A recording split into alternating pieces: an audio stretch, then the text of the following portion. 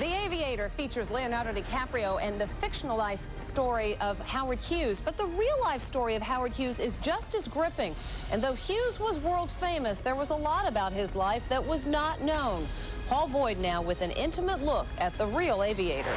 I feel like a little adventure. So says Leonardo DiCaprio as Howard Hughes in the new film, The Aviator. And for once, Hollywood is telling a story that truly cannot be exaggerated. Why should I let someone else have all the fun? The real-life Howard Hughes was a bigger-than-life billionaire. He built planes, set flying records, made movies, was hailed as a hero, and then dropped from sight, living his last years as a germophobic recluse. So who really knew this man? What kind of a lover was he? The best. And the best, the first and the best. Actress Terry Moore was a glamorous movie star back in the 50s, starring in films such as Come Back, Little Sheba and Mighty Joe Young. And she was more than that to Howard Hughes, as she told our Stacey Galandi. I never wanted anyone to ever know I was married to him. I was 19, he was 43, and I don't think that he could have gone it with anyone his age, because he was still a little boy. He hadn't grown up in so many ways. According to Moore, she and Hughes had a special love call. I went, and I went, and I heard it back. And they'd hear Howard going, oh, oh, oh.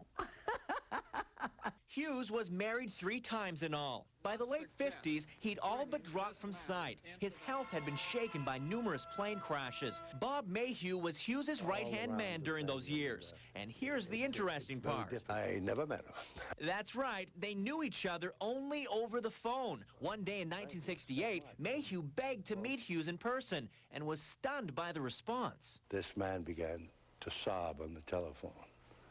And he said, if you ever saw the way I have neglected myself, you could never again represent me with the same amount of enthusiasm. And I have to tell you that I started crying too, thinking that I thought to myself, here is the poorest man in the world. In The Aviator, we see Howard Hughes only as a young man. Toward the end of his life, he reportedly looked something like this. And when he died in 1976, his appearance had changed so drastically that the Treasury Department needed fingerprints to identify his body. She'll go faster. So what's the legacy of Howard Hughes? He was a tycoon who left $2 billion, no children, and countless mysteries. I loved him then, I love him now, and I will always love him. He was a very, very lonely man.